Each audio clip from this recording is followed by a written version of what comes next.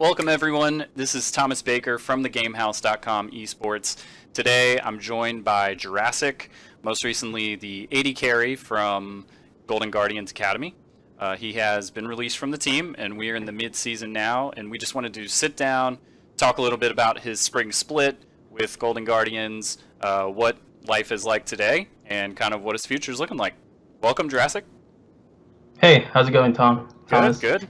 Yeah, I appreciate you sitting down with me today. Yeah, of course. So first, I kind of wanted to get an idea about your day-to-day lifestyle with Golden Guardians Academy. What's the schedule like, and what's it like working with the team and the organization? Yeah, so we had a pretty common schedule that I believe most LCS and Academy teams were doing. The good thing about Golden Guardians was we were very much doing whatever the LCS team was doing. They really tried their best to make sure that we had as much communication with the LCS team as possible, make sure we get to know them as much as we know our own teammates. So typically our schedule started at around 8. We all would wake up around 8, then everyone would get ready, and around that same time, once everyone's good to go, we all would just meet up downstairs and we would all just go to the gym together. That was what we did for 3 out of the 5 days out of the week, out of the weekdays anyways.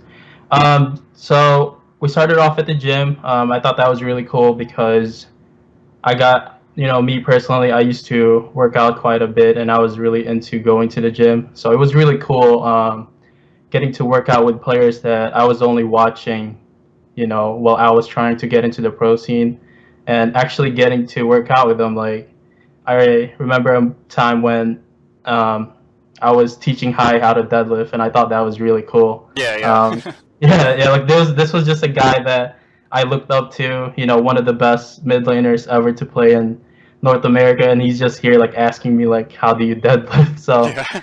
I thought that was really cool. But yeah, so after the gym, we usually got to do whatever we want. In the gym, they weren't really forcing us to do any certain exercise or anything like that. So it was pretty relaxed, and I thought it was really good for everyone on the team just to get that little bit of physical activity through in the morning. Mm-hmm. And then after that, we would all go home. And if someone wants to shower, we all go to the shower. And if you're not going to do that, you can just get ready, get set up, and then we usually have breakfast around 10:30. We're all expected to sit at the dining table. It was kind of a tradition for us to all sit together and eat. Kind of like talk to each other, since they really wanted us to be really close to each other and get to know each other, which I thought was really cool. Through those conversations during breakfast and lunch, I got to know the LCS team more and my academy teammates even more. And then from then, we have 2 blocks of scrims, which I believe is very common in LCS and Academy.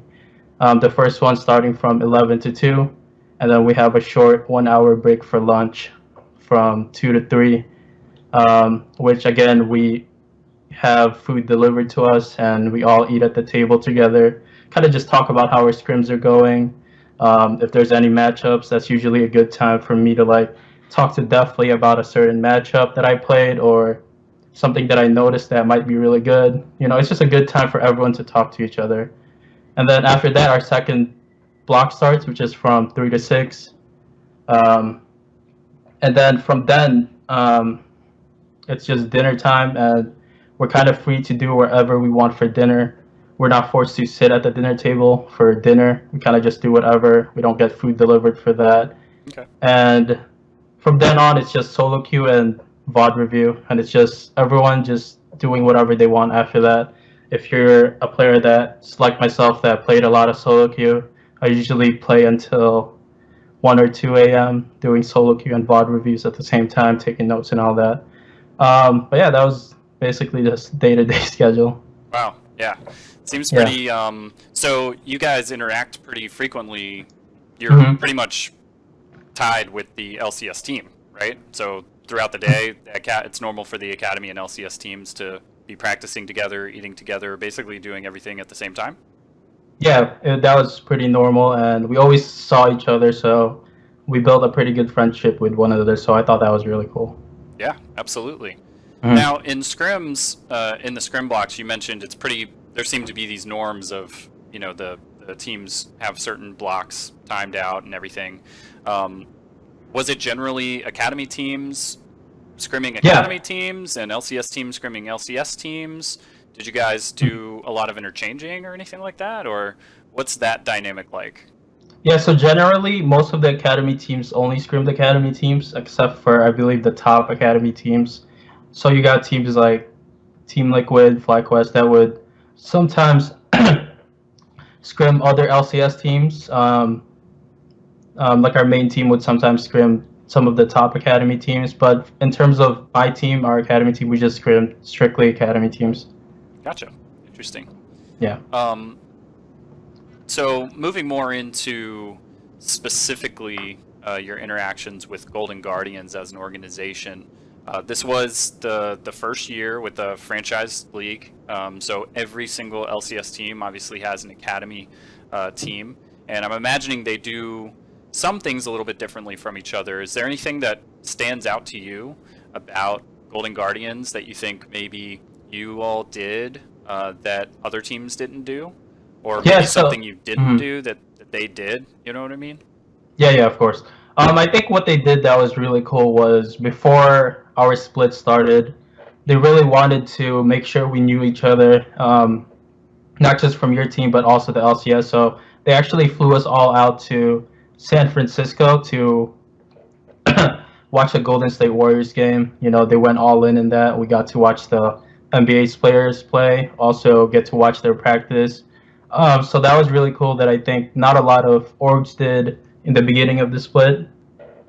So during that time, I felt like this is something that was really good because it made me feel very comfortable with the org, with my teammates, and everyone in the house. After that trip, I felt like I was very close to everyone, and I felt this. I felt like everyone else felt the same way. We were just all really cool after that. So I thought that was really cool. So I think the biggest part or the coolest thing that the Golden Guardians do is that they really care about their players and they really make sure that their players have a good environment for them to strive and develop in. They really push us every day to get better. They do everything they can to make that as easy as possible for us to make sure that we're only focusing on improving as players and making sure that we don't worry about any other stuff that you usually have to worry about, like food and cleaning and all that. They try to take care of everything for you, so you can really focus on just playing League. Yeah, that's awesome. Do you feel Yeah. like there were any specific people or individuals in the organization who took the lead on those types of things? Like making it feel more everyone making themselves more comfortable and making sure that the whole team is put together and everything. Yeah, I believe this is. I think everything that all the activities we did was either decided by Hunter, which is the head of our esports, or Kirk, which is the owner Hmm. of Golden Guardians. I believe they really wanted to make try to make an environment that is as friendly as possible for everyone, and I think they really did a good job at that. Um, Another thing they did that was really cool that I believe not a lot of people know is they sent me and my mid laner Bobkin. Um, Both of us were really big NBA fans, so I actually spoke to Kirk, which is the owner of the Golden Guardians, and we reached out to him to see if he can get us tickets for the NBA All Stars that was happening in the Staples Center during that time, during the middle of the split.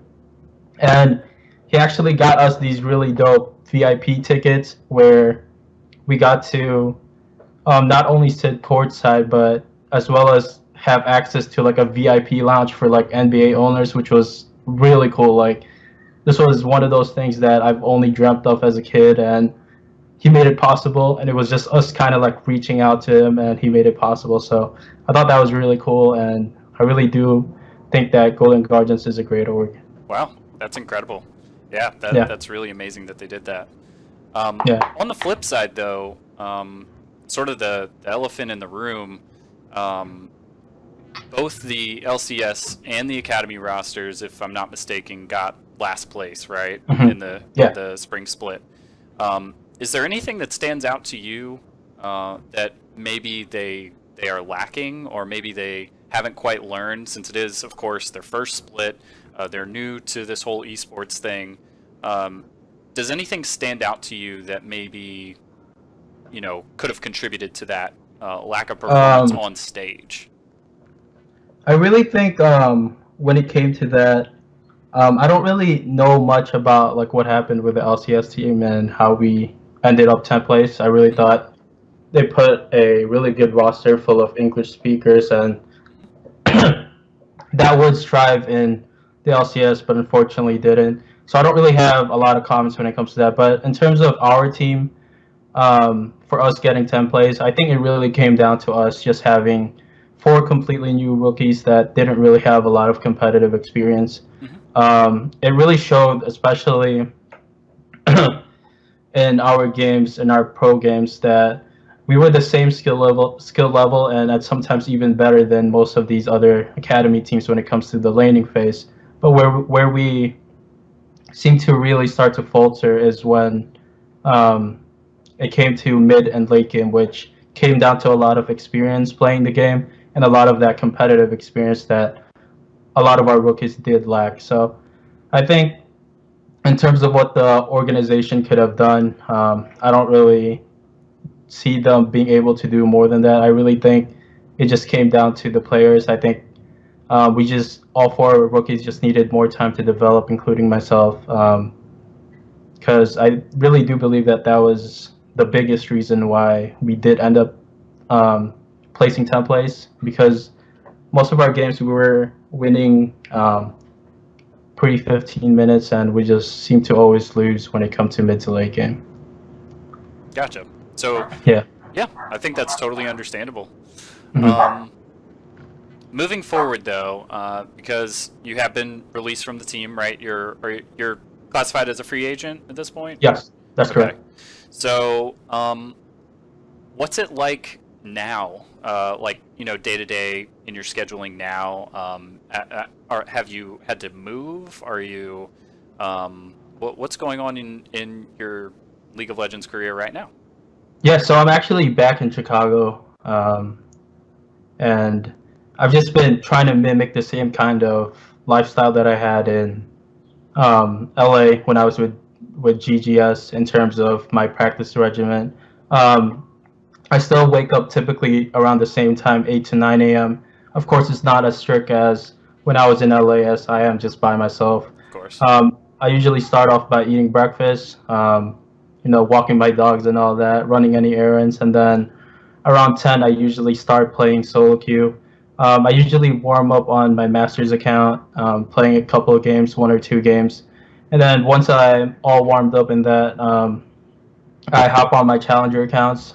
Usually, I start off with my really high LP account, which is I believe is ranked 20ish right now, which is 700 LP. And depending on how the games are going, if the queues are too long or if the games are competitive, I usually rotate between that and my other challenger account, which is around 500 LP. So the reason for that is I just try to maintain a high level of solo queue games as much as I can throughout the day, just Mhm. so I can get the most practice as possible. Because unfortunately, I don't have any scrims to play during this time, so I just try to do that, and then yeah, usually around I believe 3, I go to the gym, and go to the gym, and then after eat, and then just play solo queue again, and then typically I end around 8, where I just either play on my lower masters account or I just watch VODs for the rest of the day and kind of just relax. What I like to do a lot as a player is watch VODs of like specific Korean players. Me specifically, I watch a lot of Prey and Ruler because we kind of have the same champ pool and a similar playstyle. Mhm. So I really like to take the time to watch at least one or two VODs from them each day to kind of see and take anything I can from them. But typically, it's just a lot of solo queuing, a lot of reviewing by myself, taking notes on my own. Because unfortunately, I don't have a coach. I just kind of have to work on my own and kind of just have to work on my own game. But I do think that even though I was released, I'm still improving at a very fast rate. And I think with my work ethic and the amount of things I did learn while I was at GGS, not only when it comes to learning more efficiently, I think I'll be improving very quickly.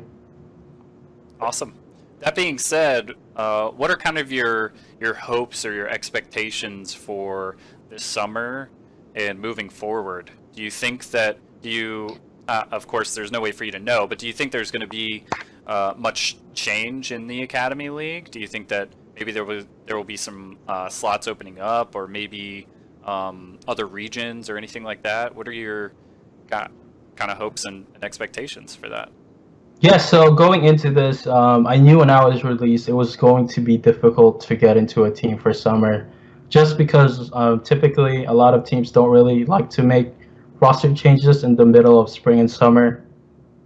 So I'm not really expecting myself to get in a team, especially a starting spot in NA. I actually did end up speaking to a couple of teams that were interested in, signing me in as a ADC, but most of them at the end just decided that they really don't want to make any changes until next spring. So, I really didn't expect for any teams to pick me up during for the summer.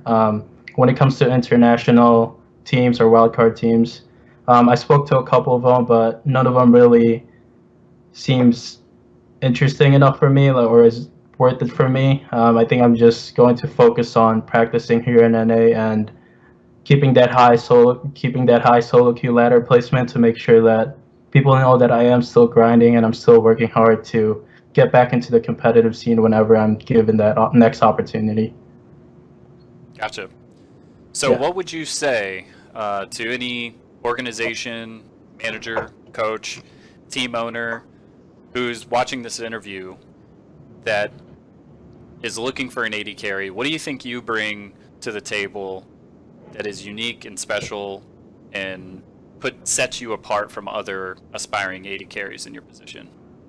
Yeah, I think the biggest thing that I always kind of talked about when I'm talking about myself or I'm doing an interview is, my work ethic. It's just something that I grew up with, something that my parents really hammered down on me to always work hard for everything. And, I'm pretty new to the competitive scene, as this is really spring was my only first ever actual competitive split in a professional org. So in that case, I'm still pretty new to the scene, and I believe I did a really good job at making myself known in the scene in the short amount of time that I've had. And I think that, all that was thanks to my work ethic and because of people noticing that work ethic for me. I believe that I work really hard. I put in more hours than anyone. When I was in the GGS house, I believe I had the most solo queue games more than anyone. I was always the one that was staying up the latest. And I'm just a person that when I put my mind into something, I'm really willing to go the extra mile to make it there, and I'm really not going to stop until I am known as one of the best North American ADCs in our region. And then aside from that, I'm a really good teammate in and out of the game. I'm really good at pushing my teammates to become better, and I believe that is something that I noticed that a lot of players aren't really willing to do or can't do, is push their teammates in and outside of the game. And that is something that I'm very familiar with playing sports when I was in high school and sometime right after that as well. And then from there too, I learned how to take criticism very well. So I'm one of those players that I'm really open to taking feedback from anyone. I noticed that a lot of players, unless you're very known to the scene, most players are try to neglect feedback from not so known coaches or players and stuff like that. I believe I'm one of those players that is just very open. If you have feedback from me, I'm more than willing to listen and try to use that to improve. And then I guess aside from that, it's just like my game stuff. I believe I'm really good at communicating. I never shut down in game. I always keep a positive attitude. I believe I've never had a game where I would shut down, even when things look the worst. I'm always that guy that's always looking to win, looking to always try and do his best every game. And I am a player that works very well with his coaches, and I really do try my best at every opportunity that I get. That's great. Well, thank you so much for your time, Jurassiq. That's all for today. Again, this is Thomas Baker with thegamehouse.com esports. If you're interested in more content like this, articles, videos, interviews, you name it, head over to thegamehouse.com. We cover all traditional sports and esports, from our house to yours.